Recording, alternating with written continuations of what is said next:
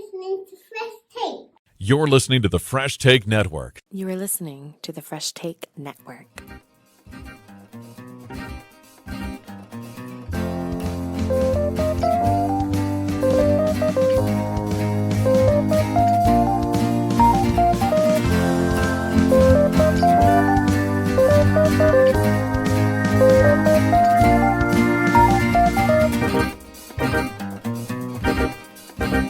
What it is, what it do. Welcome to Fresh Take Rundown. Joshua Adamley Marbatha with Devan Seal.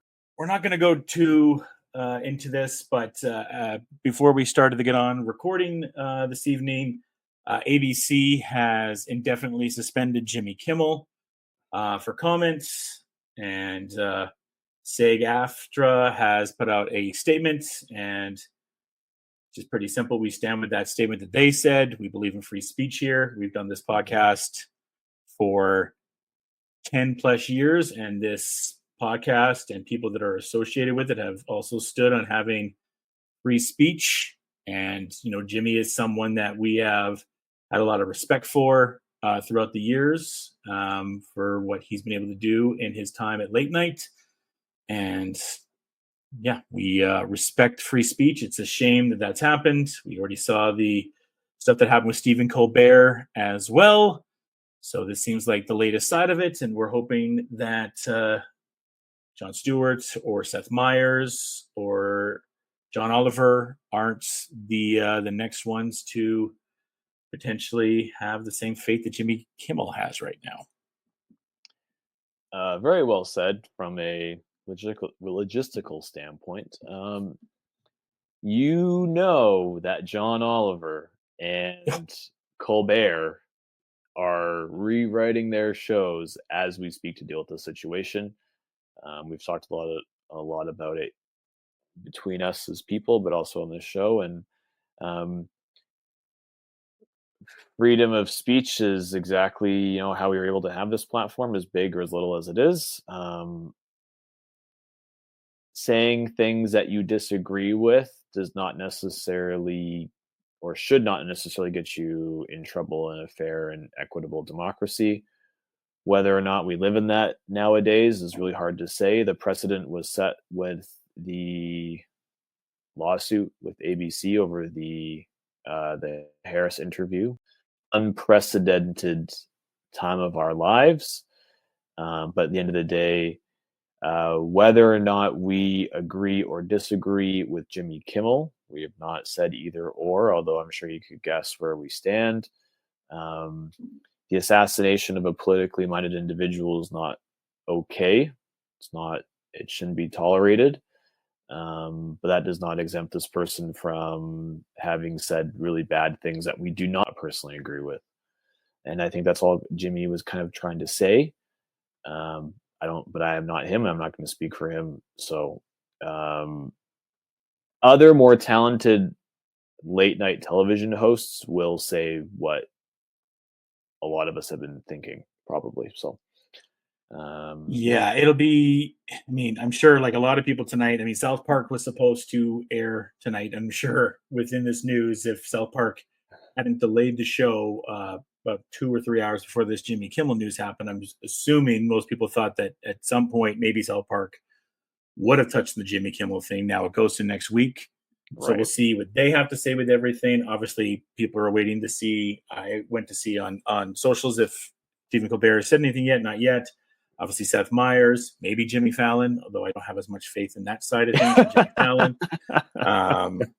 And then obviously people are going to be counting down to Sunday to see what Oliver says, right? And then obviously with what South Park will say the next week. And then, I mean, to a smaller note, what Bill Simmons says, what Cousin Sal says. If Bill Simmons does something before his podcast, but if not, he'll say something on Sunday with Jimmy's cousin Sal, who is a big part of the Ringer Network with Bill. And Bill obviously has his history with Jimmy Kimmel. So Bill is probably Jimmy's biggest ex-employee with a platform.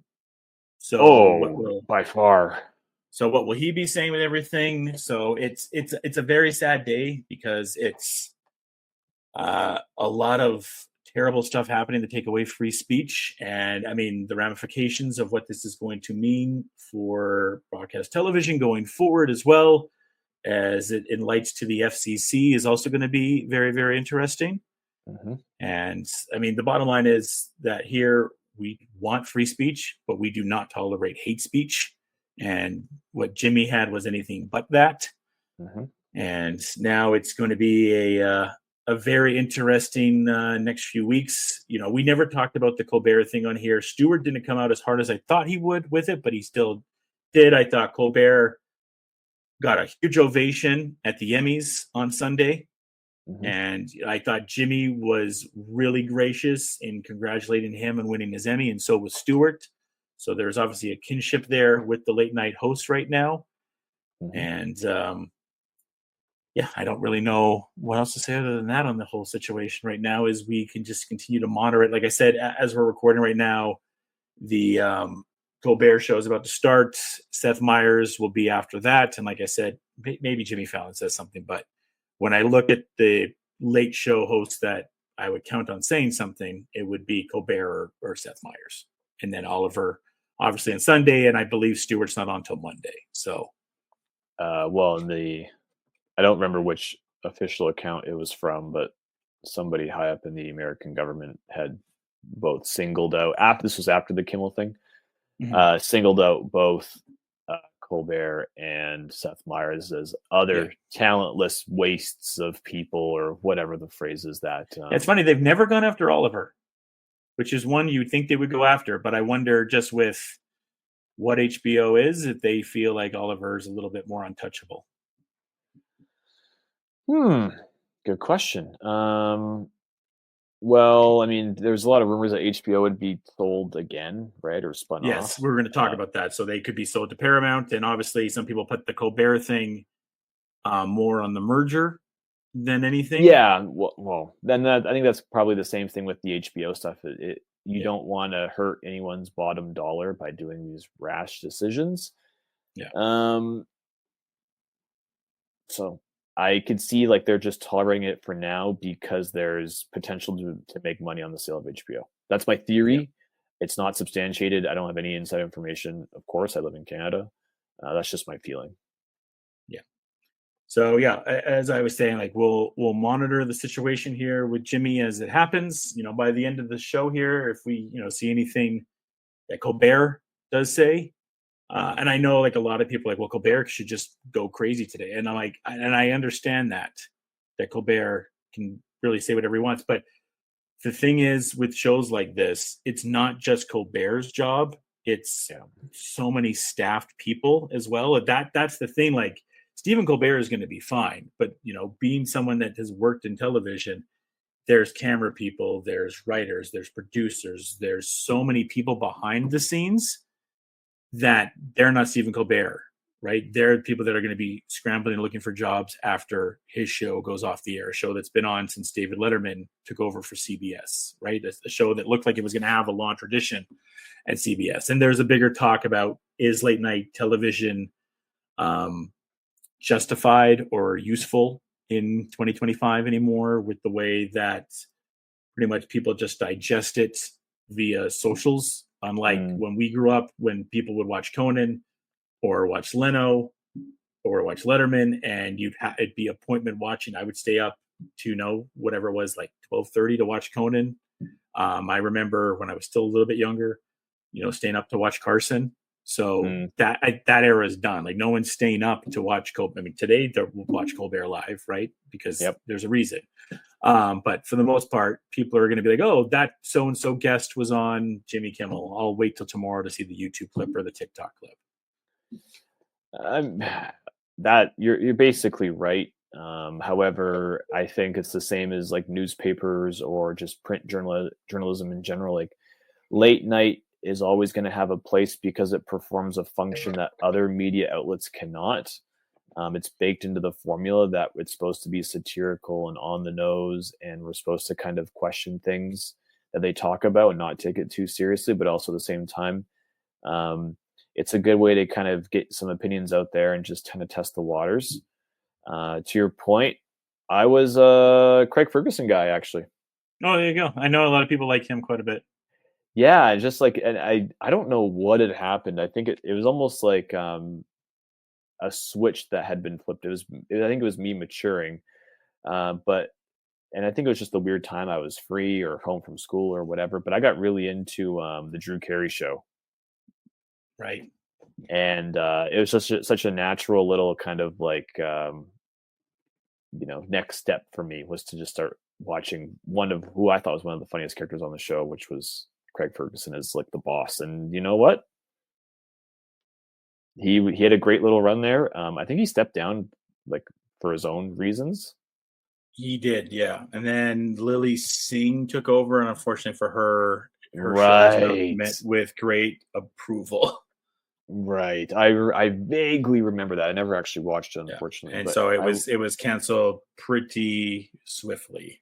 oh yeah. But I really liked Craig Ferguson. So that's Yeah. but anyways, as soon as we hang up, like I'm gonna go see if like YouTube's playing the Colbert Open because I do want to see it. I think there's going to be something that's like no, to your point, like yeah, is he gonna pop off?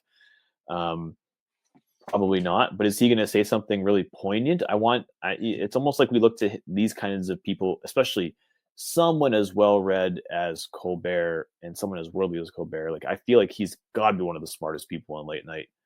Um, we look to him for guidance. How would he respond? How should I respond? Because I don't always like, maybe I don't agree with all of his views, but at the same time, I agree with his perceptiveness as a person. I agree with the respect that he has in the community, and he's just really freaking good at what he does. Like I kind of grouped him and Jimmy, or not Jimmy, him and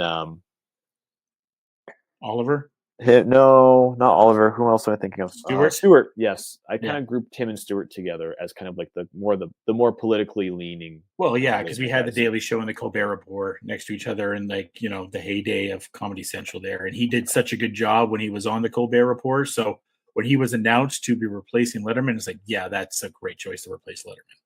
Yeah, I never got a whole lot of Letterman love. Like I never, Nah, just for whatever that was reason. Conan.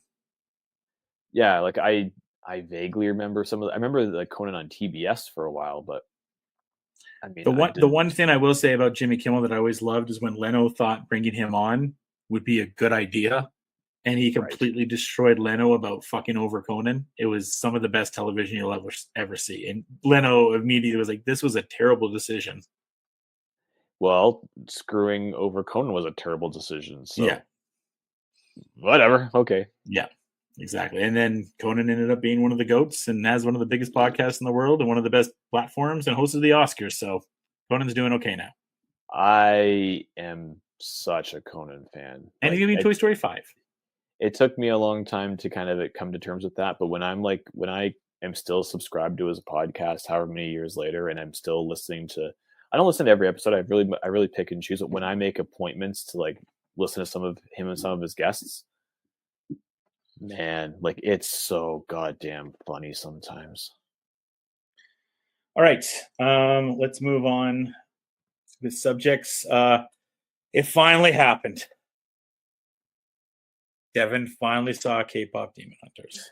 I quite literally ran out of things to watch, and it was Saturday. It was Saturday night, and I was like, "God damn it, I got to do it." I put my money where my mouth was. I grabbed a Dr. Pepper from the fridge, and I went in with an open mind. I didn't know any. I knew literally nothing about it. I had not heard any of the songs. I had not, other than a couple of the movie posters that Netflix may have shown. I didn't know anything about this other than what Josh had mentioned. And you know what? Like it had a, it, you know, it's kind of funny, and I don't know if I'm going to do a very good job of explaining this. It had the feeling that Disney or Pixar used to give me as a young child, um, but not for young children, as Pixar really specializes in, but like for teenagers. And I like the whole time I was watching, I just thought about your nieces having, if they got to watch this movie, and just like how integral this is to shape them as young girls and then young women, and the confidence that this shows, gives them. Like it's really interesting. I don't think I've watched a lot of children's entertainment since, I don't know really how to phrase this. How we treat and how we think of women has changed a lot in the last few years. I think you'd agree. Yep. And a lot of the kids shows that I watch, they came from a long time ago, right? 70s, 80s, 90s, 2000s. And they treated the idea of being a girl very differently than this movie did.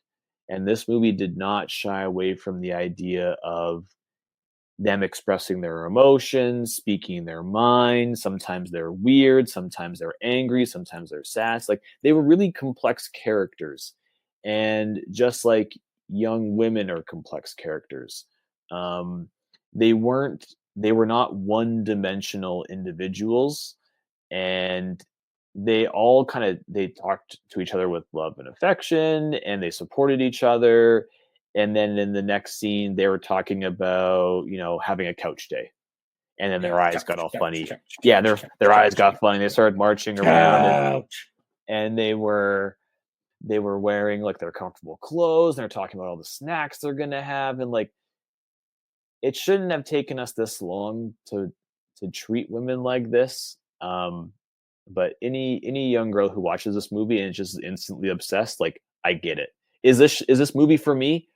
0% for me. But that does not take away my enjoyment of it, or for everybody. But it doesn't take away for how important this movie is going to be for people growing up. Oh yeah. I mean, it's funny. I was watching a cosplay video from San Diego Comic-Con. And already so many people dressed up as Huntrix. It was like, and the Soldier Boys. It's like, that's crazy. Just like to be at the biggest cosplay event of the year, and to have like a 3-minute chunk of your video is people that are dressed up as this thing that I think came out maybe 3 weeks before Comic-Con.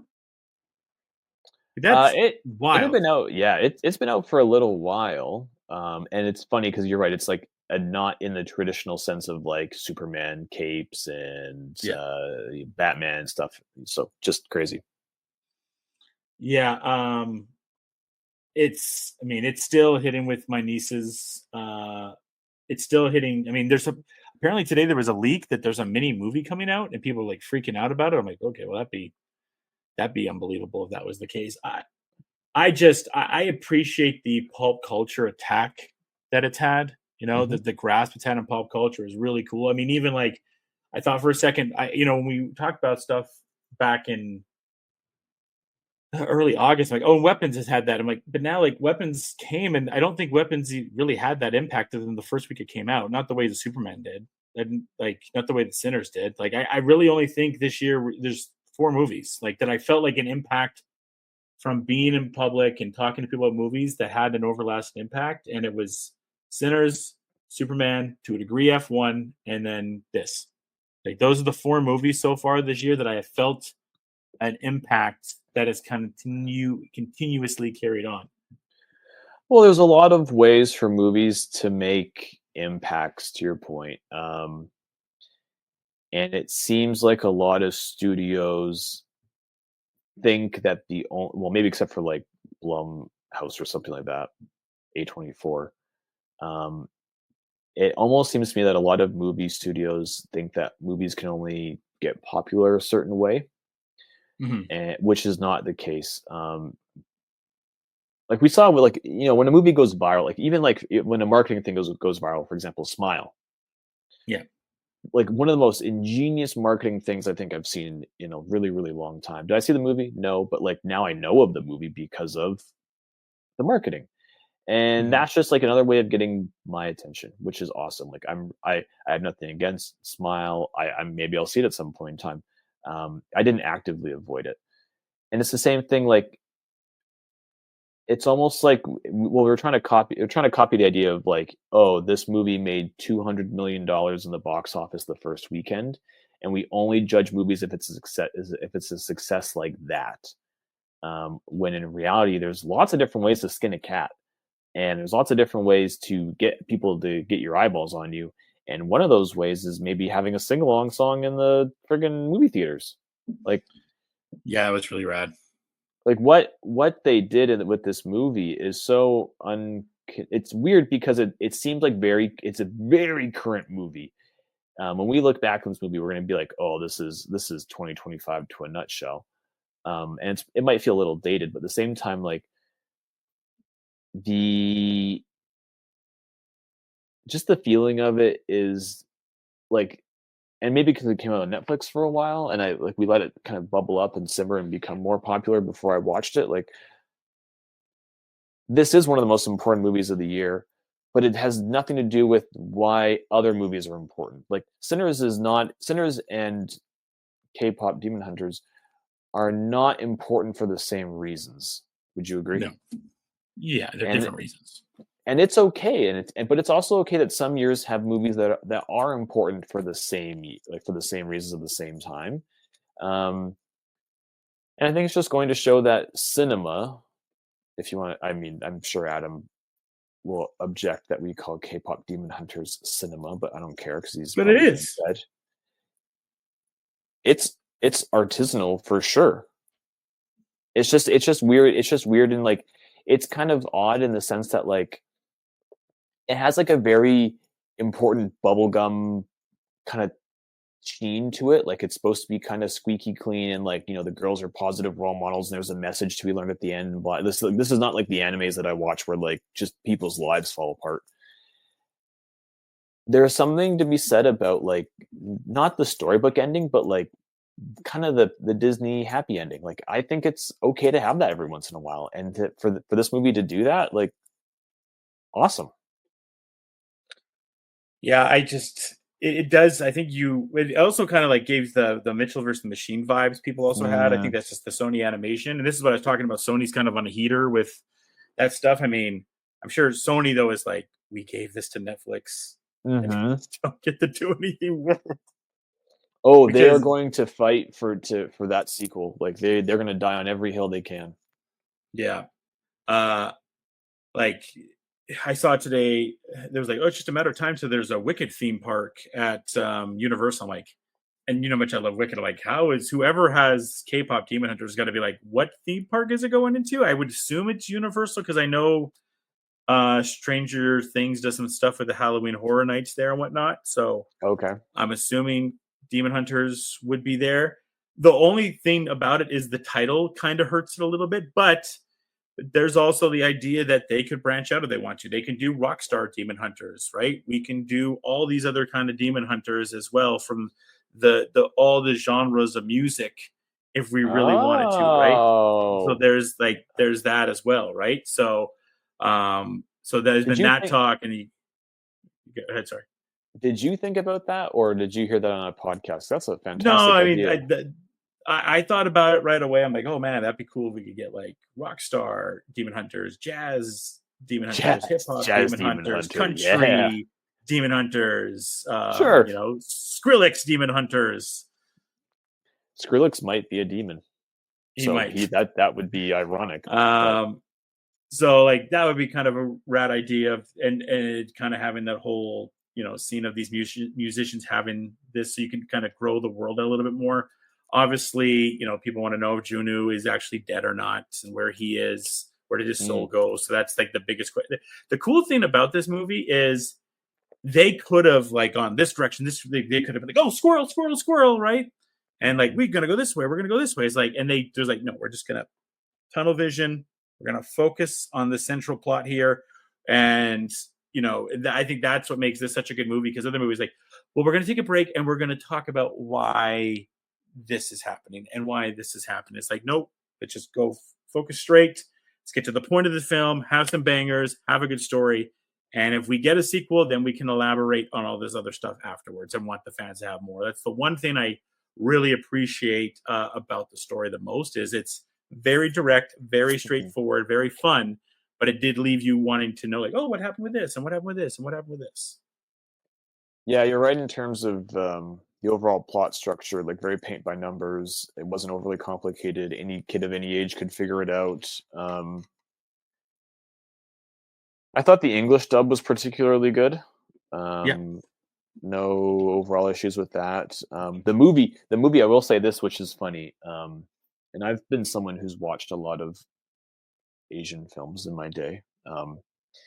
This movie is very Korean, and and someone having been in Korea, like this movie is, and it's funny because the same thing happened to me in the late '90s, 2000s with the anime explosion, when we were seeing all these shows that weren't localized, that were like making Japanese jokes translated in English that I didn't understand, but became such a part of my life that I like intrinsically understand some parts of Japanese culture from watching Japanese TV shows as a kid. It's just a weird feeling to me. I had to explain that to a friend of mine who also like thought about it for a while and agreed. Um, this show, I mean, this is such a like world TV or world film or world media is such a great. It's just it's really cool to see things not through our own lenses and see different groups of people how they see themselves, and also learn a little bit of like this is a movie where I'm going to learn about Korean culture, but I feel like I understand Korean idol culture a little bit better in a sense. Maybe. I mean, I don't know, but it was just like it was cool to see four talented individuals not only bond or like come together, but also kind of like be friends, treat each other with respect, blah blah blah blah blah. So fun movie, man. That's all I gotta say. Fun movie. What did you think about some of the anime influences in it, really quick, as a anime fan? It definitely well, it has like a very, and this is why you can tell it's Korean. Korean animation has a very specific je ne sais quoi to it, if you will. Like I can definitely tell by different images if it Mhm. came from Japan or Philippines. Um, I don't think the point of it was to necessarily blow the doors off of anybody. This wasn't Howl's Moving Castle or anything like that. Um, it was very very credible. At the same time, like the use of color was really great. The use of like the different kind of facial gestures that the main characters made are really good, especially when they're like angry or pouty. Like those are always fun to see as an anime fan. Um, the action was well done too. Like and the concert stuff was really cool. I don't think it's going to win any awards in terms of like this is not a Studio Ghibli movie. This is not Your Name or anything like that. It But I don't think it. might win Best Animation at the Oscars Well, because it that's doesn't have a lot of competition right now. well, It might be that's what I. Zootopia. Yeah, and that's kind of what I'm going to get at. Like winning a Best Animated Film isn't about always reinventing animation as a genre. It's No. about it's just an easy way to clump things together, which happen to usually be kids movies or movies for teenagers or whatever, because they drive the box office a lot of times. So this is not on my list of like most beautiful animes, Mhm. but at the same time, like I really enjoyed the style. I thought it was pretty cool, and I just like it didn't take away from my enjoyment of like what in reality what's the most important part of this? It's the songs. Songs. Yeah. It's I the mean, concert. It's the concert clips. Like that's all it is. the Oscars would be insane if they don't bring back live performances this year for music, just Right. off the basis of having these live performances for this song at the very bare minimum. Because You that know what? alone will be a ratings draw for them to have Huntrix and Saja Boy performances. Yeah, I mean, there's this the Saja Boys. That was a pretty good song too. Like holy shit. Which one? Soda Pop or Idol? Soda Pop was very good. Idol is very good too. I mean, and now we're just arguing like personal taste, which is like the best part of like learning anything new, a new culture, new interest, whatever, and then just having these debates with people is really great. There's nothing wrong with finding people who also like the same thing you do. Yeah. And you know what, Golden is like just god damn, what a song! Like it's really great. The harmonies in it, man. Well, I'm Now, glad you've seen it. Now we don't have to talk about it as much. that's not true. Yeah. The one thing I'll say, like I definitely see this as being a very popular niche product, and I understand that it's the most popular viewed thing on Netflix, period. And I'm sure, like, if you go to a playground between the ages of grade 2 and grade 8 or whatever, they're probably just friggin' going crazy for this film. I don't know if it's like, because you brought this point up, like the Oscars would be stupid not to have live music. Well, I see your point, and I also kind of go like, well, I don't know. It almost gives me like the feeling that like a lot of Oscar watchers, contemporary individuals, not such as ourselves, very different than us, would be a little kind of like, what are we doing here? Like, what is this? Now that, like, for example, like if the Teen Choice Awards was going on or had any relevance, like that's a place that you want to put these songs.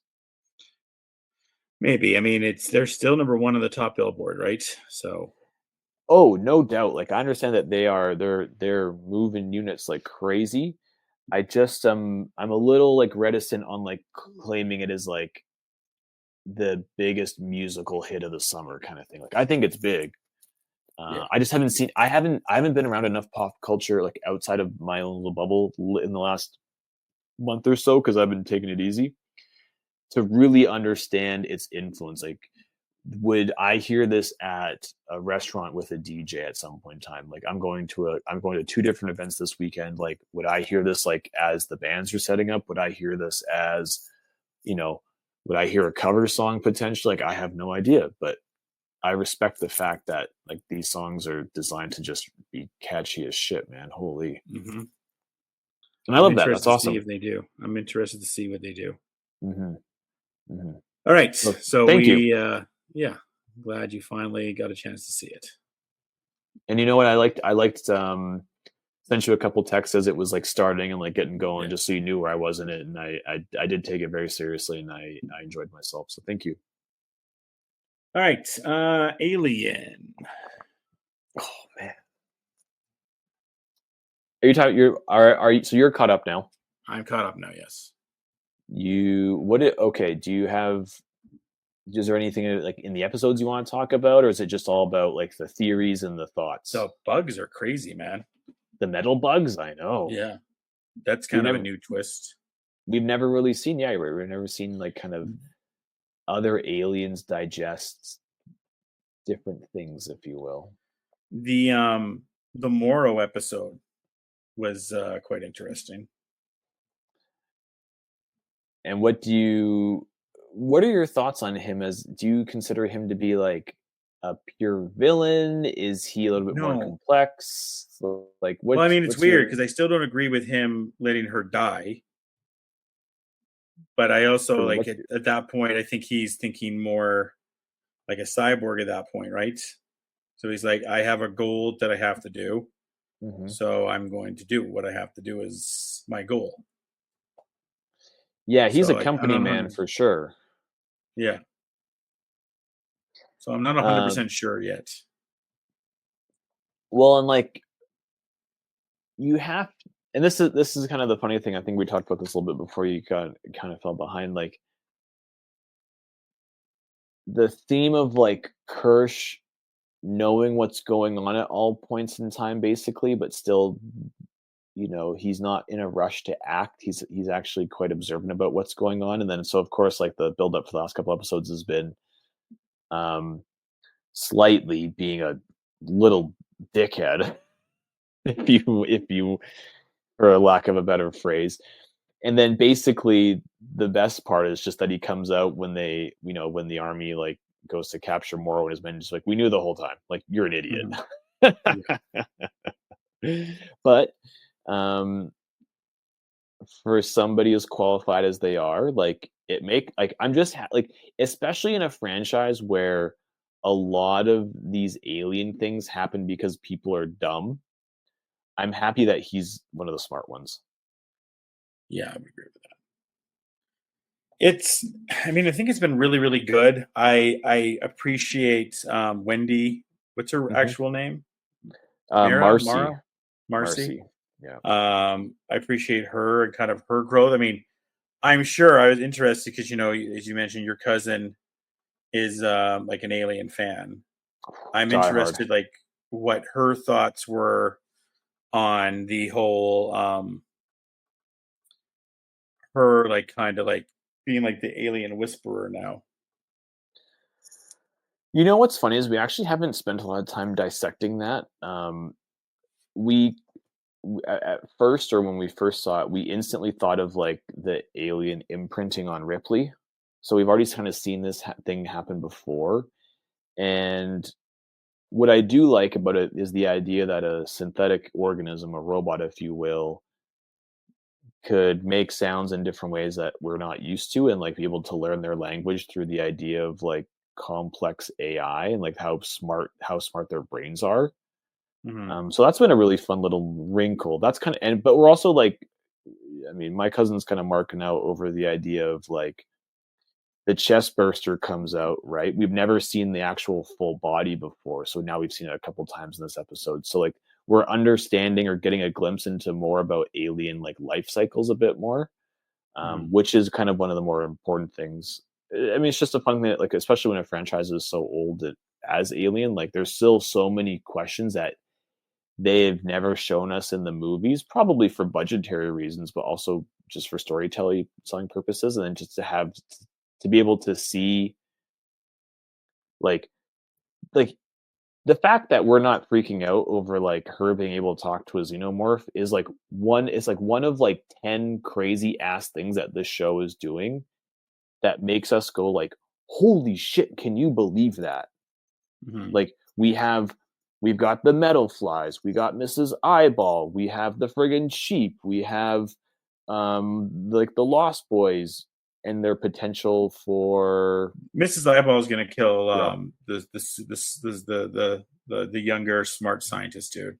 Boy Cavalier. I friggin' hope so. And that's He's getting he's got by getting Mrs. Eyeball. and that's kind of how my cousin and I have been talking as we've been watching this show. It's not about like we talk a lot about like, oh, have we seen this in the movies before? A lot of times the answer is no, and it's like, oh, this is so interesting. Like, how's this going to lead up into Alien? Because it happens 2 years before the movie comes out. Um, and then yeah, because there are certain things that are not very movie alien, like Mrs. Eyeball and the plant and the flies and stuff like that. Yeah. It makes us ask ourselves like, are these things going to end up dying, and if so, like how do they do it? And at the same time, like I just want to see cool stuff happen, and this show has been pretty good at showing us cool stuff. That being said, I the one we were a little more disappointed in this episode. um Yeah, it's a little bit slower with yeah, it's a setup everything, for the but ending, right? yeah, yeah. And so it's the setup for the ending. So like I'm trying not to judge it as its own episode. I want to judge it as like a two-parter with the finale, because maybe a lot of the stuff that they happened in this episode, which was kind of boring, will get used in the next episode. And also, the CGI for the chest burster was not that good. It was okay. I think I think the series has been good. I think it was good that I'm glad that it exists, glad that it's around. Yeah. I think that standalone episode, like I said, if it wasn't for some episodes of Andor, it would be one of the best episodes of TV I saw this year. Mm. I thought the other episodes, like I liked the manipulation that Morrow did, and that one. Man, there's a lot of people that now want Timothy Oliphant to be Magneto. Hey man, I know a little bit about Timothy Olyphant. I was not familiar with his game to this extent, because I'm enjoying it a lot. Yeah, he's been great. Um, but yeah, I mean, it's actually kind of a bummer. Like, I know I got a little bit behind with it. 'Cause I do feel like all of a sudden we do have more shows than normal right now. Yes, I've been feeling that way too, actually.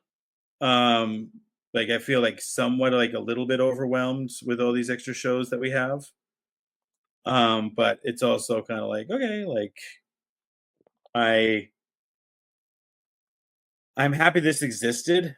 Hmm. And I'm looking forward to where we go and what I more don't. we can do. I think it's a new. We've talked about it before. It's like it's a new, exciting era for Predator and for Alien. Yes, I don't know if it will win any awards outside of like maybe some technical stuff.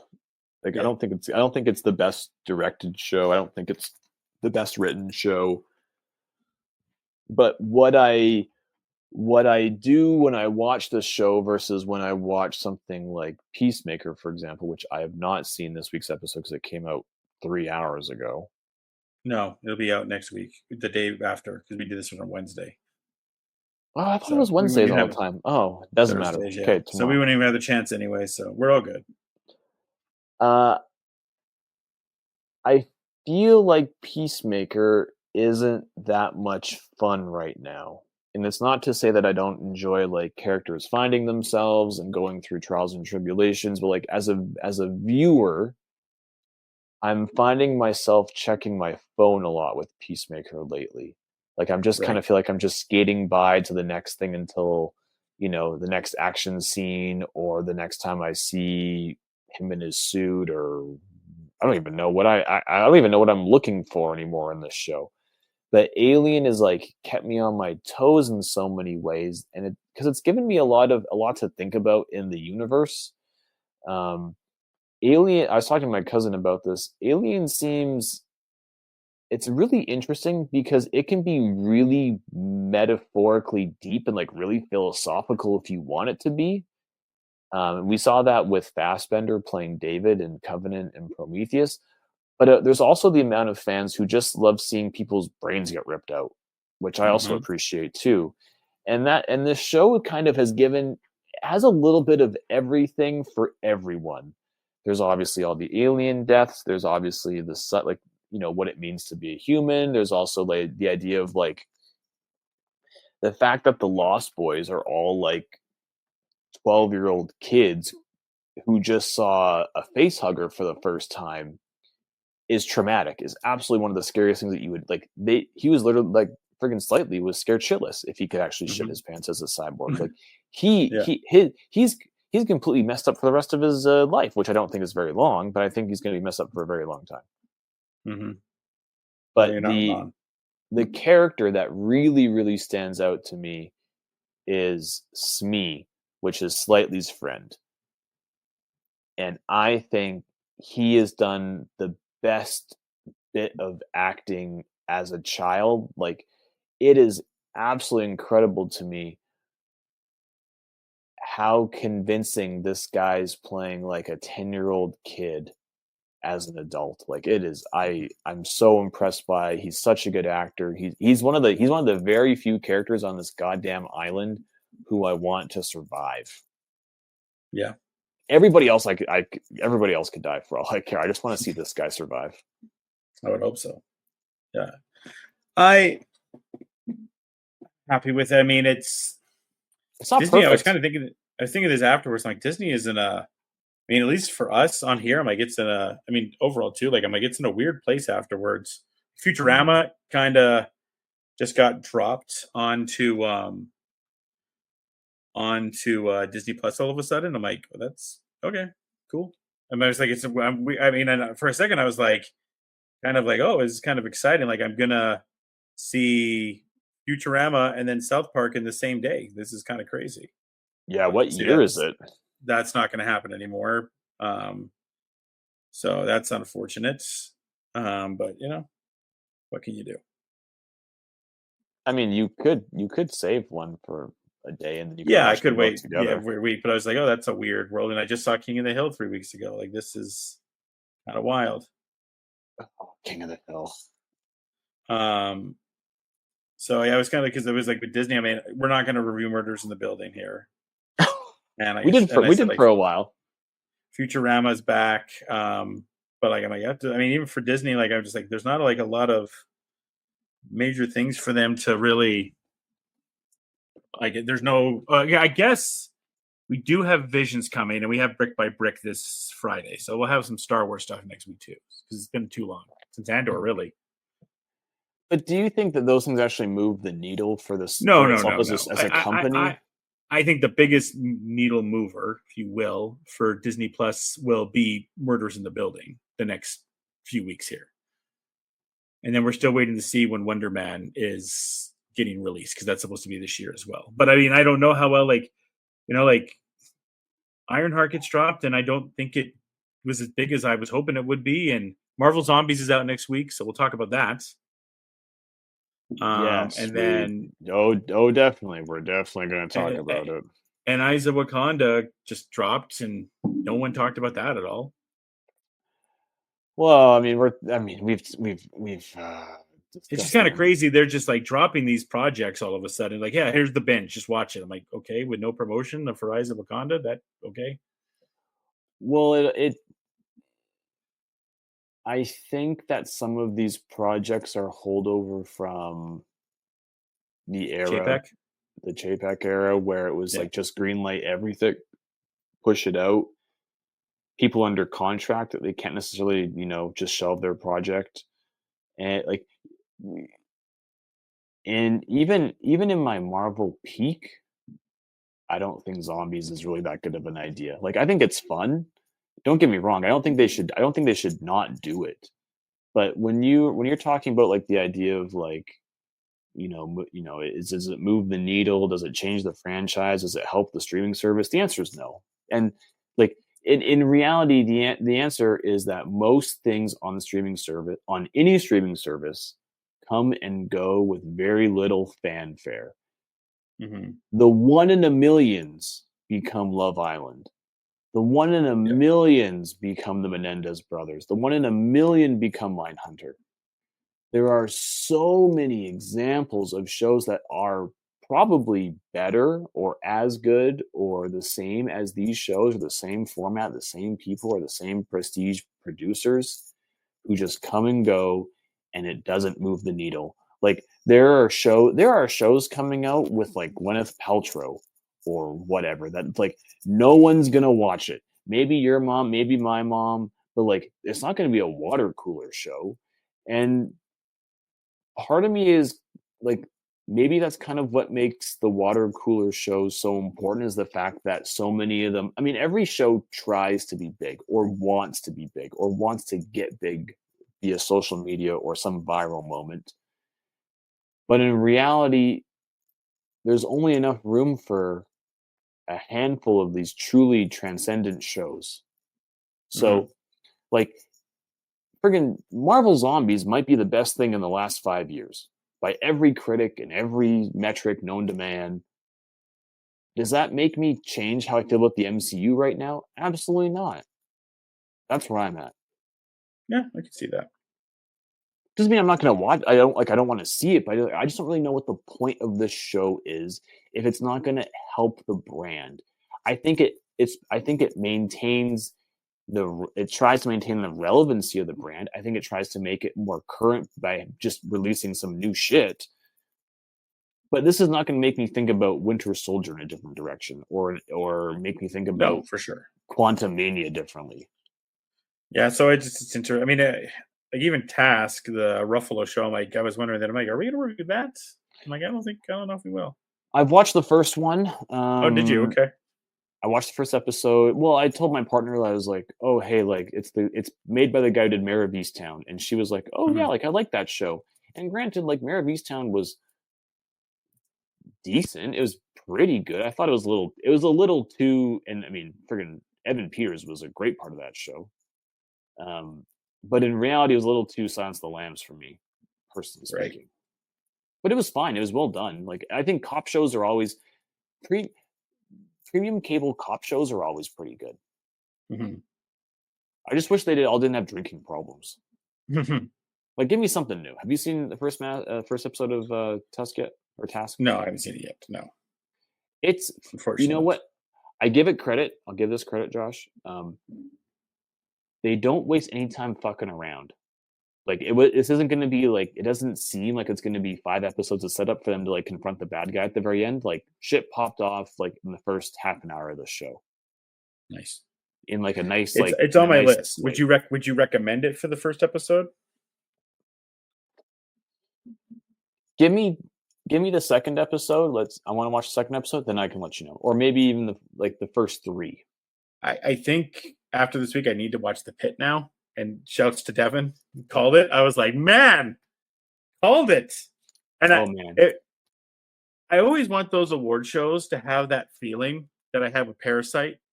Where it's like, that was one of the best feelings I ever had in an award show. I'm like, shit, is this gonna happen? Because you just start like kind of like you don't know who's gonna win.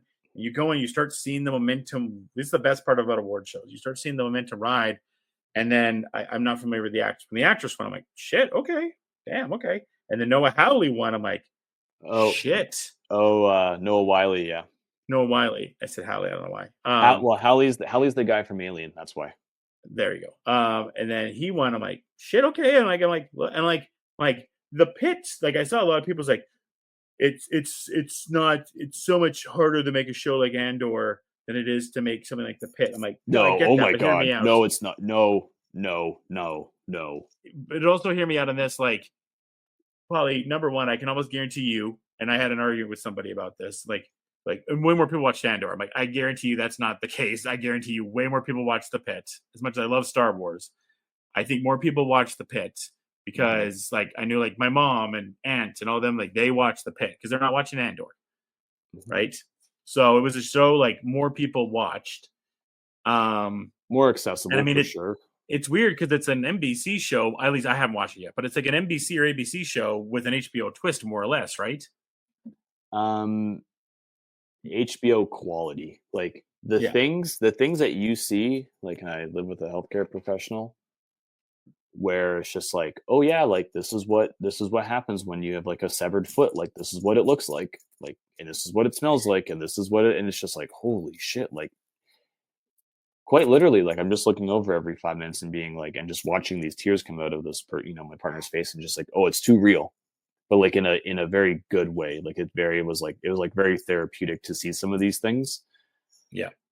And you know what? Like it's a tough watch. It's a tough watch for a lot of reasons, because very tragic things happen.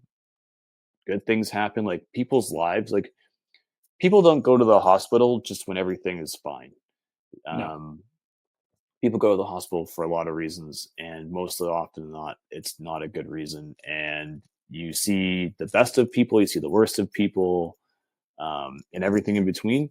And this show does not shy away from some pretty heavy things. And so, like, I don't know, like my partner, I was talking to her friends who are also healthcare professionals about this, and because it's like a 15-hour shift or something like that, right? But they work 12-hour shift. Like some of them actually talk about watching it 12 episodes in a row to mimic a shift of theirs and seeing if it, like, because there's ups, there's downs, there's times where it's busy, there's times where it's slow, there's times where it's too busy, there's times where you're never going to catch up. And they're like, this mimics exactly how it feels like when we're at work for 12 hours.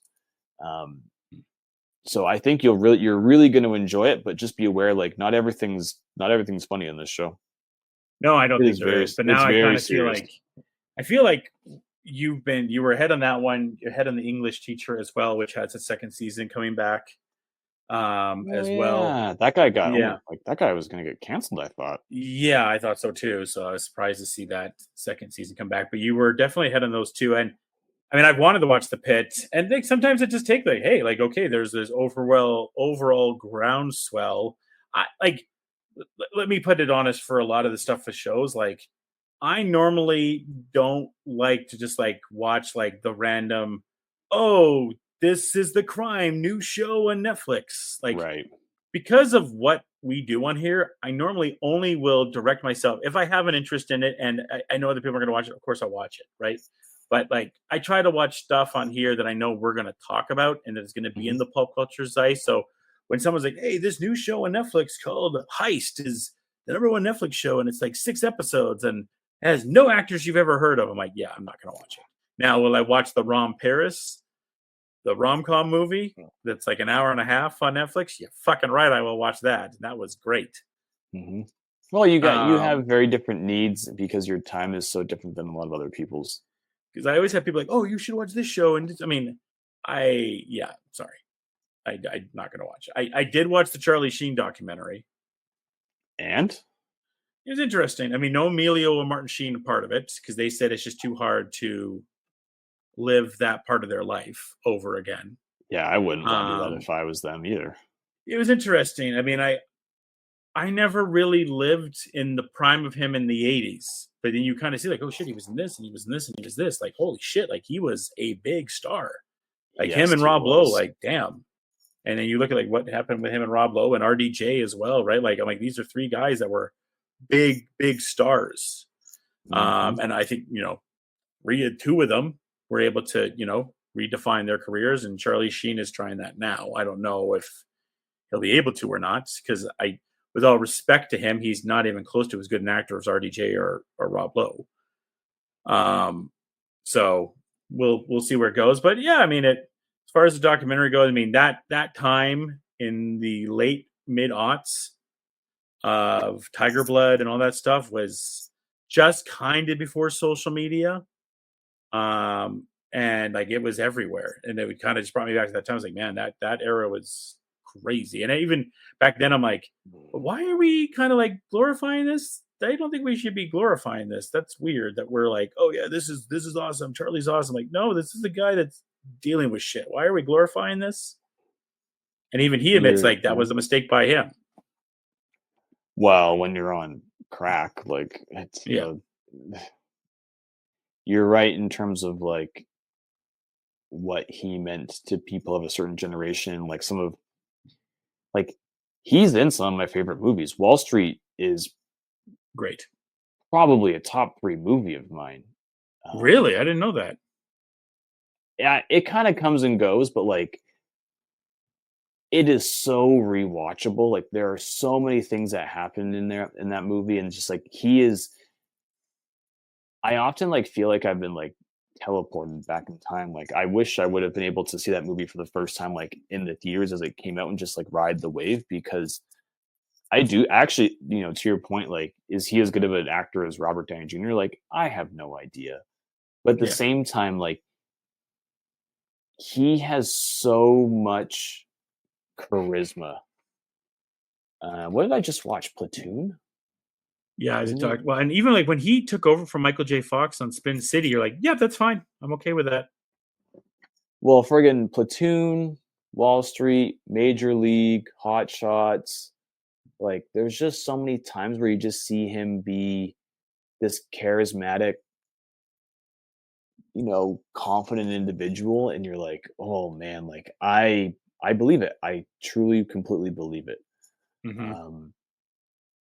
And everything that happened to him in that time frame, like celebrity is in a dangerous spot. It's kind of the idea of like the TMZ stuff that we talk about all the time. You're right about like the whole Tiger Blood thing, and some of his like, his relationships and partners and during that time was also kind of messed up. And just like, then again, we still haven't learned our lesson, because we still treat celebrities like this shitty all the time. Mm-hmm. So he's a cautionary tale, but at the same time, a long time ago, I really was rooting for him. And 2.5 Men was the biggest show on TV for the longest time, because it was that good. I mean, I never really watched it, but when it was on like cable or something, I'd watch it.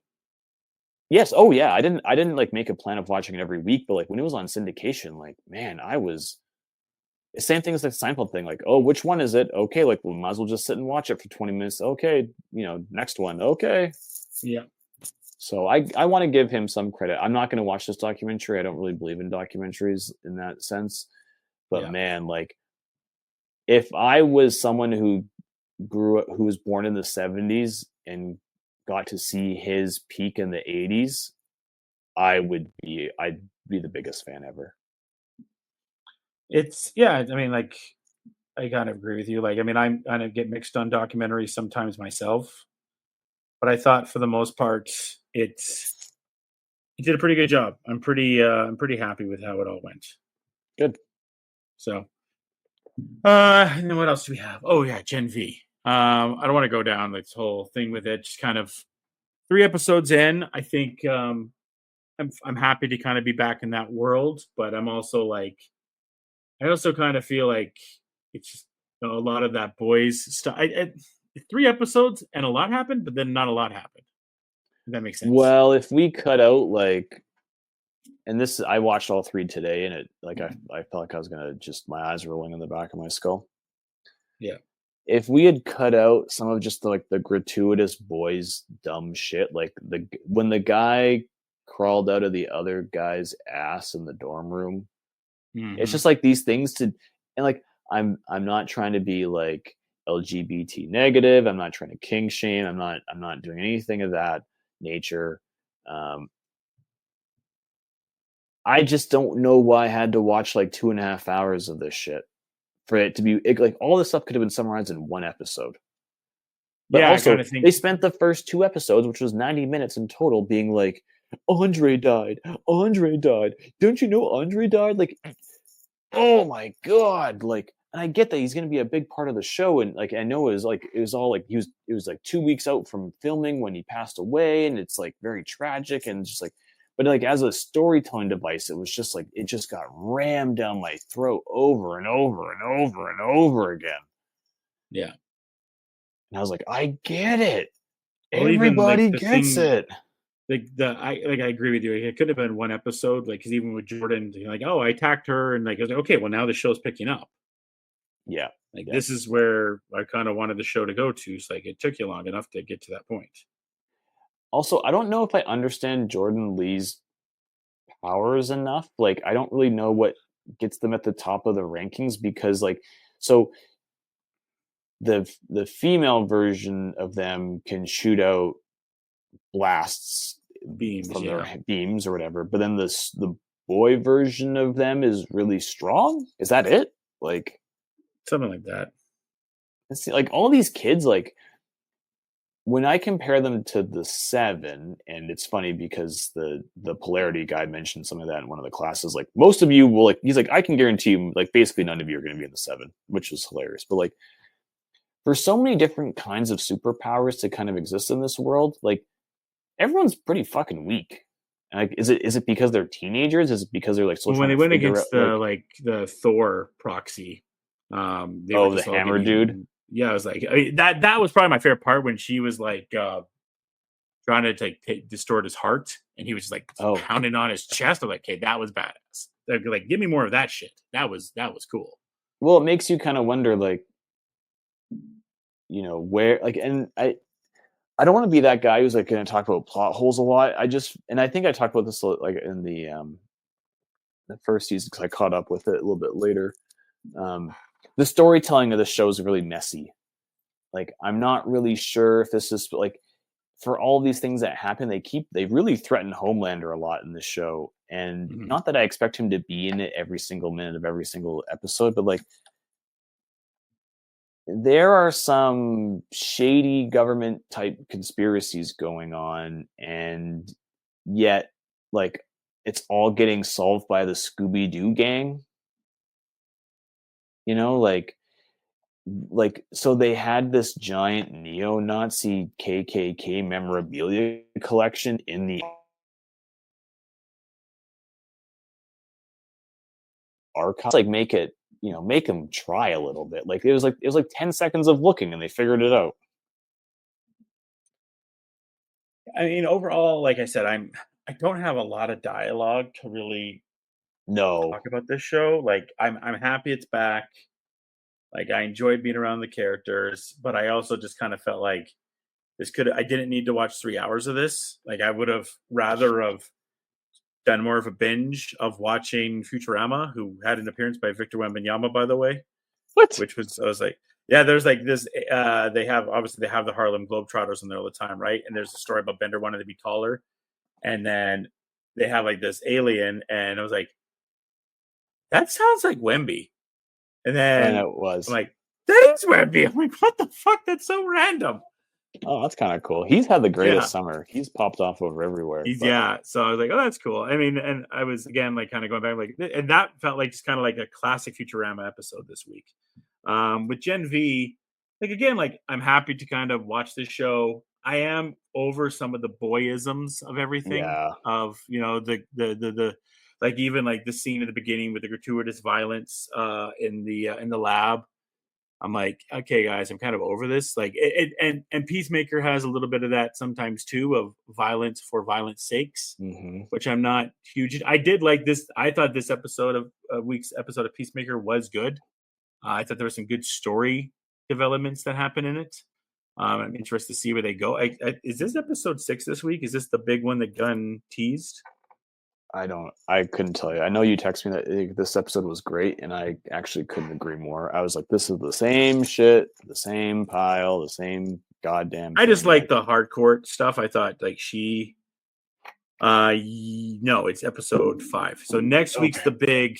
This is the last of the screeners that were handed out for Peacemaker. Oh, cool. Okay. So no one has screeners for 6, 7, or 8.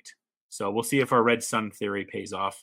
I wish, but I doubt it. I want to like Peacemaker. To your point about like the boys, I'm just kind of tired of this this level of storytelling in a sense. Like I don't think it's very nuanced. I definitely think that we as a society are like what's going on in our world that we just talked about with Kimmel. It's too real now. But the problem is that the boys is so on the nose about it. There's no subtlety to what the actual criticisms are that I feel like I'm just watching kind of like Fox News over and over again with some of these people.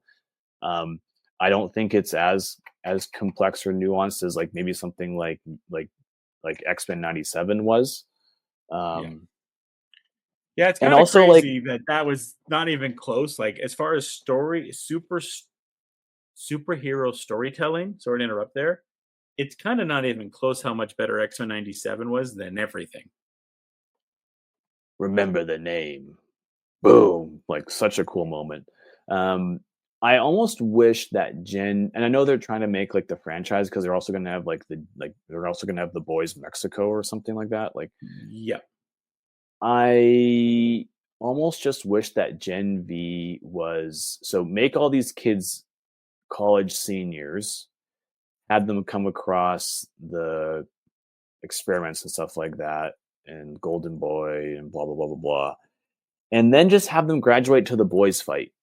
Like just have them get them out of school, and just have them become like young adults trying to figure out. Like I'd love to see, this Kate girl like join forces with Victoria Newman for a brief minute, or have like people go.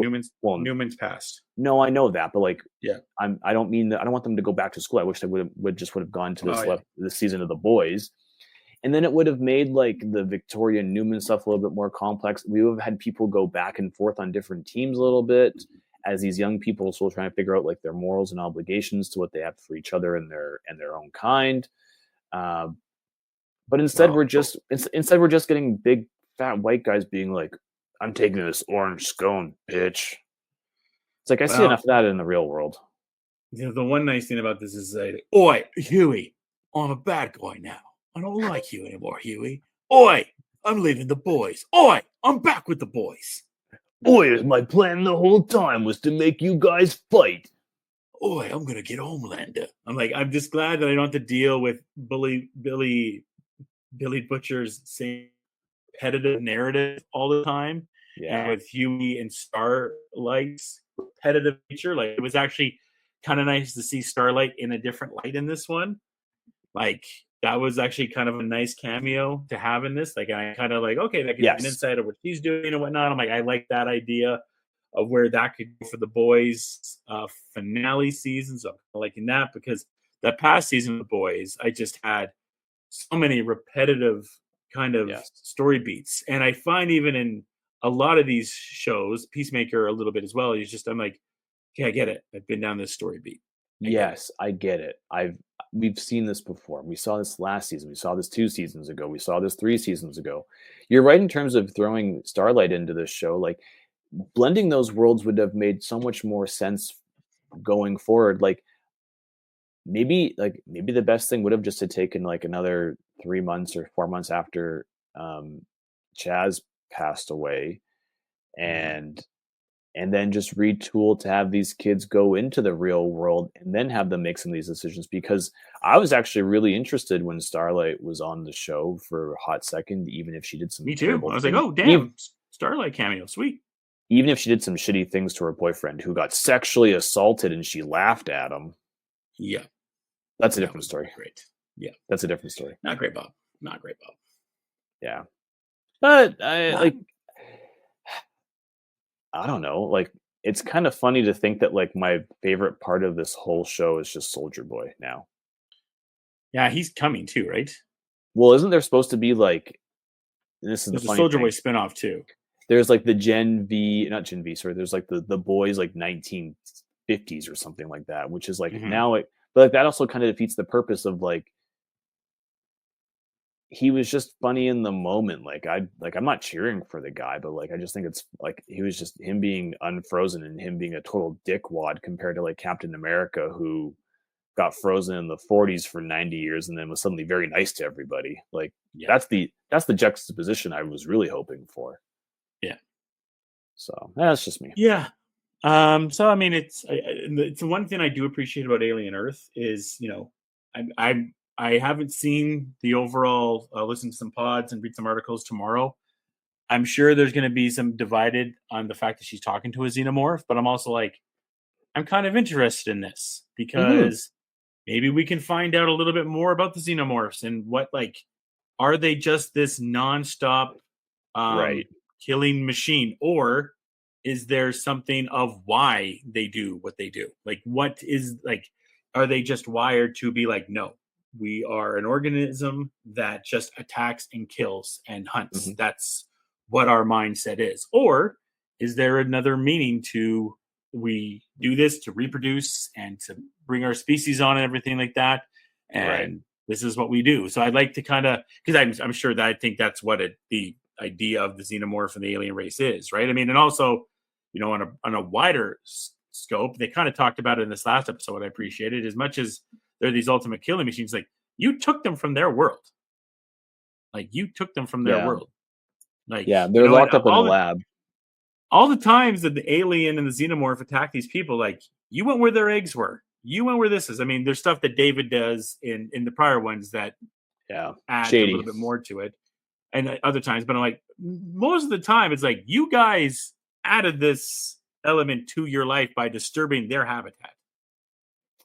That's a very good point. Well, that's kind of what I was saying earlier in this podcast, was this show can be as deep as you want it to be. Like, they give you all the tools to really go down the idea of like governmental structure and what it means to be a human and cyborgs and the rights of organic being. Grisly. Exactly, right? But guess what? It affected one of the characters really profoundly. Yeah. And not everyone's going to react the same way. So those little things here and there are exactly, and is what makes Alien such a dynamic franchise. But also at the same time, I am not that big of a fan. Therefore, my expectations are not that high. So when they do something that might break the canon, or when they do something that's never been done before that the classic Alien fans might get pissed off about, like, one of the biggest criticisms when I was reading stuff about it in the first couple episodes was that they were kids. And I was like, well, they didn't like, to transport people's brains into robot bodies. It kind of makes sense to find people who are desperate, and people who are dying is probably a pretty good idea, because if they don't survive, they're going to die anyways. And they needed that naivety as well, right? That's right. To have them so they can kind of tell them what to do. With children, that's easier for them to boss them around than if they would have had full-blown adults in those bodies. Well, and we saw that a little bit when the Nibs character kind of went off. Like, she can just throw people. She could just kill everybody in the room in the blink of an eye. Yeah. And it's up to them. It's up to them as people, but it's also up to their handlers as well to teach them the difference between right and wrong. And that's where the show has so many great little wrinkles to it, where some of these kids are doing the wrong things for the right reason. Like, there's Slightly and Smee, who are kind of like best buds, and Slightly's doing it to protect his family, who in reality is probably already killed. But Smee, who has a conscience, who is his best friend, protests, and then he goes, and then Slightly is the one who corners him in this logical thing where it's like, well, aren't you my friend? Aren't you trying to help me? Like, don't you want to save my family? And he's like, well, I guess I am.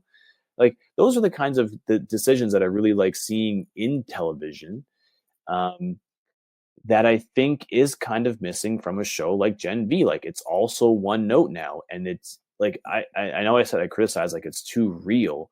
It's not too real because I can't handle the idea of the government actively trying to change people's rights. It's too real in the sense that it's only painting people as good or bad, and there's nobody in The Boys who's complex anymore.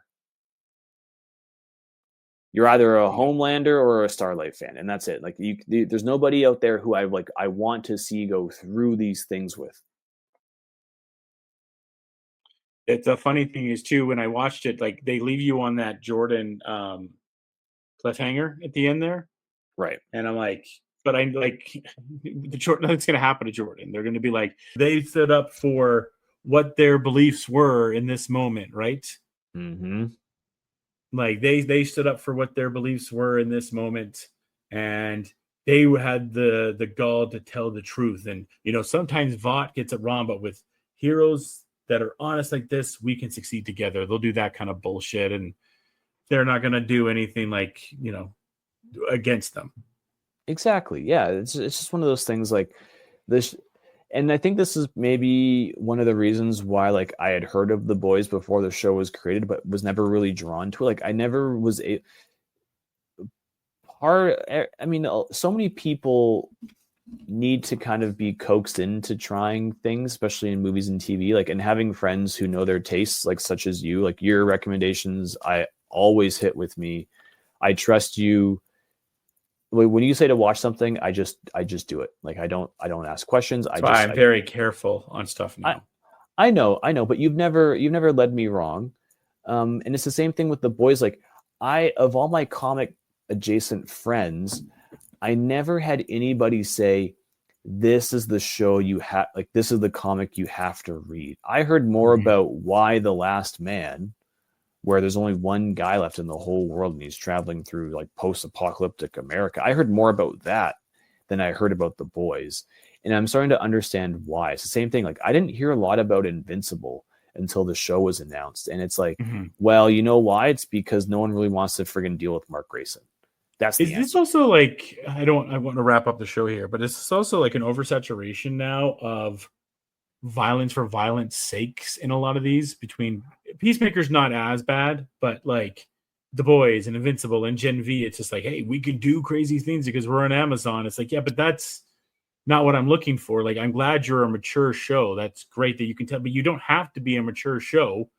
Right. You don't have to have that mature level to be a mature show, is what I'm saying. X-Men 97 is on Disney Plus, and it told mature themes and the themes that we had growing up reading X-Men comics. It was a show that was on the same time as Shogun, and it was going bar for bar, blow for blow with Shogun of being what is the best show on television right now. Like if it was a boxing match, it would be 10-9 rounds back and forth between the two of them, because I think in the many years we've done this, the only other times it was better was when there was maybe like a cross between just Breaking Bad and Mad Men kind of crossing over with each other. Like to have X-Men 97 and Shogun next to each other was like, how do we have two good shows on here? Because I know sometimes we come on here and people are like, oh, they just bellyache and complain about stuff all the time. It's like, no, but we're looking for quality, right? Like we've had stuff we've liked this year, like Lotus. We like Last of Us more than some people did.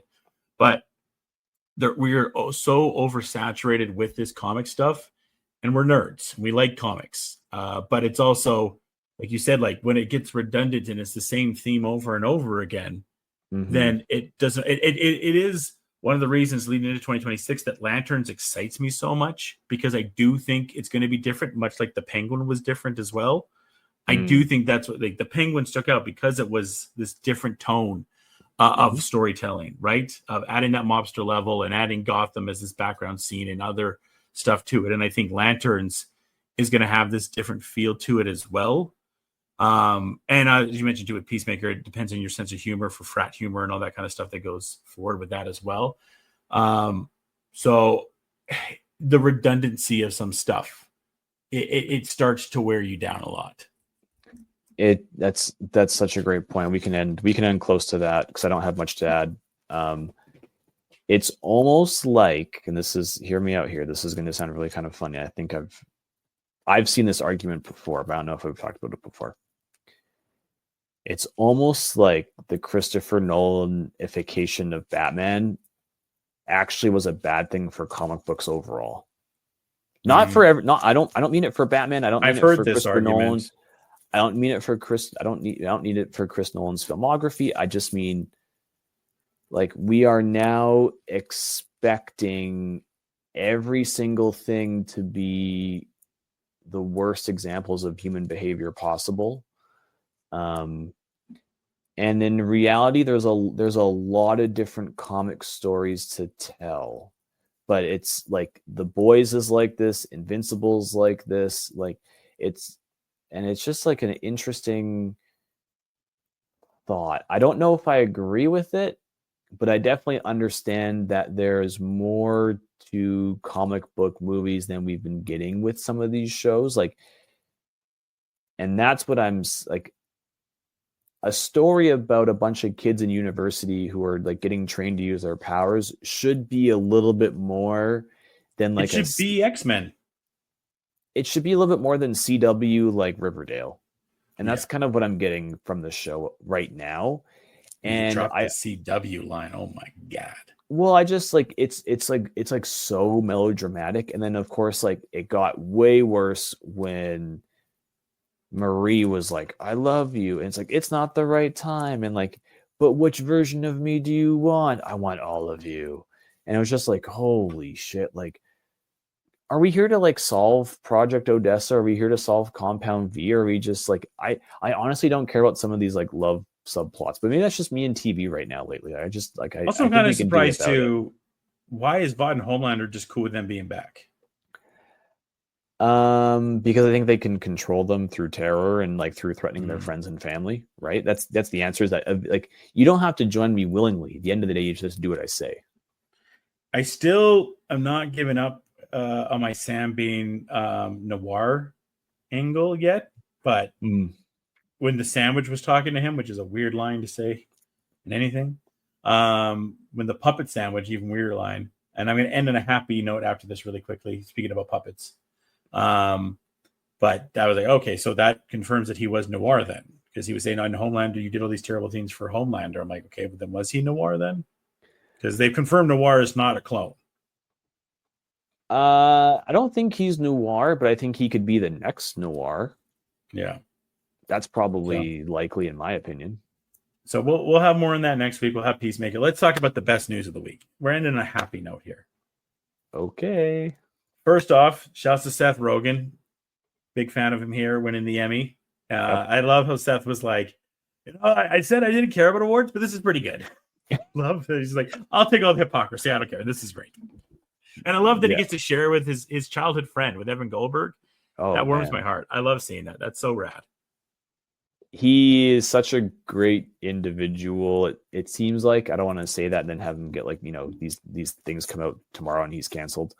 I would love to have a beer or an alternative adult snack with him or something. Like I think he'd just be so much fun. Like, I feel like he would be such a great friend, but that's just, whatever. I'm biased. We can talk about Platonic. We don't have to. We can talk about it next week.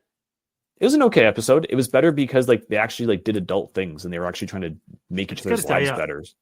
I'm buying all the Ryan McFarlane stock. Put him in more stuff. I think there's just something there. Like I want more Ryan McFarlane and more things. I'm in. It was a very good Charlie episode. Yeah. No, the fun thing I want to talk about is, speaking to Seth Rogen and Evan Goldberg, they have greenlit the Muppet Show special to return in 2026. The first guest being Sabrina Carpenter, with hopes that if it is successful, that a series will be picked up. All you have to do is make them like once a month specials, like even like SNL style, like even less often.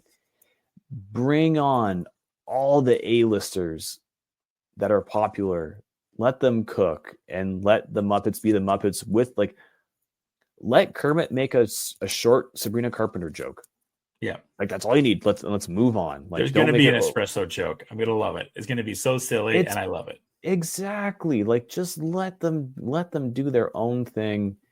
And these are the right people to do it. Although, our first choice was Brett Goldstein. He's busy. Just kidding. He better have one of these episodes. He had the most epic Sesame Street pop in the Ted Lasso time. So it's got to happen.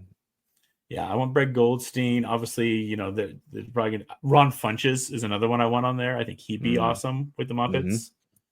Just anybody. It's better when people are more themselves around the Muppets, because the Muppets are adaptable. They could, like, if Danny Trejo showed up, they could riff off of that. if Dolph Lundgren showed up, they could riff off that. But then if someone really nice, Daniel Radcliffe showed up, like they could riff off of that. Yeah. Also, I guess the last thing too, Super Mario Galaxy is the next Mario movie. So we're just jumping. You know, I really wanted Super Smash Brothers, the movie, but this will be pretty good. Yeah. So, all right, everyone. Thanks for listening. We'll be back next week with all that stuff. And until next time, folks, cheers and enjoy the day, people.